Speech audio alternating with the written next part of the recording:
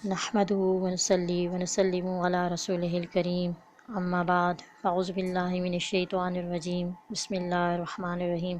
معزز سامعین، میں آپ کو اپنے نئے چینل صراط مستقیم میں خوش آمدید کہتی ہوں۔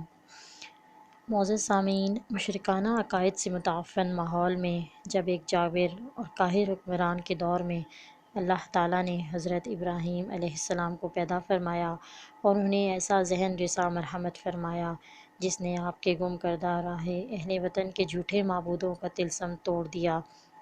جب پہلی دفعہ چمکتا ستارہ نظر آیا تو آپ نے اپنے دل سے پوچھا، کیا یہ میرا خالق ہے؟ جب وہ ڈوب گیا تو آپ اپنے فہم خداداد سے اس حقیقت کو فوراً پا گئے کہ جو ڈوب جایا کرتا ہے وہ خداوند برحق نہیں ہوا کرتا۔ پھر 14ویں کا چاند نظر آیا جس کی ذوفشانیوں سے سارا عالم منور ہو رہا تھا، تو آپ نے اپنے آپ سے استفسار کیا، کیا یہ میرا رب ہے؟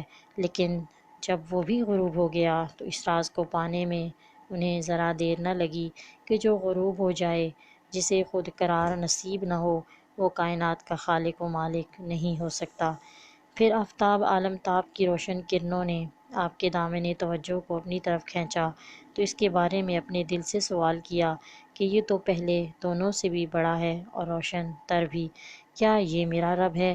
لیکن جب چند گھنٹے اپنے ضیاء پاشیوں کی بہار دکھانے کے بعد وہ بھی افق کے اندھیروں میں گم ہو گیا تو آپ نے پورے یقین سے اس کی خدائی کا انکار کر دیا، جس کے بارے میں اللہ رب العزت نے قرآن کریم کی آیت الانعام میں یوں ارشاد فرمایا ہے، قالا یا قومی انی بریء مما تشرکون۔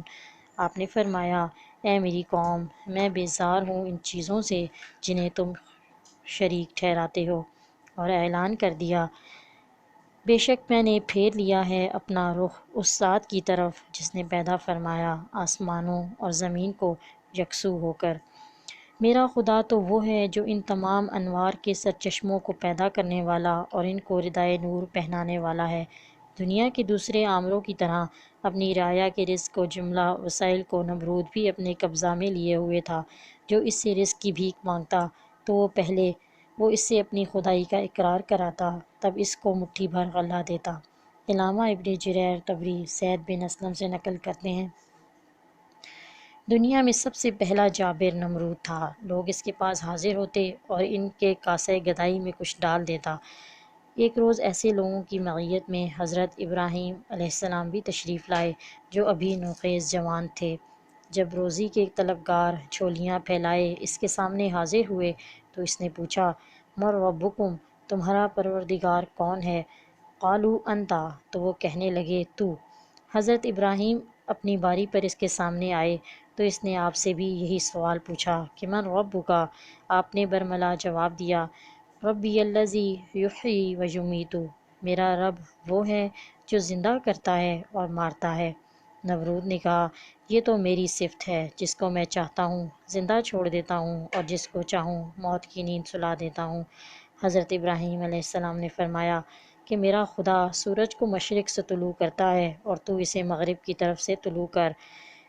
فَبُہِتَ الَّذِی کَفَرَ، تو وہ کافر مبہوت ہو کر رہ گیا۔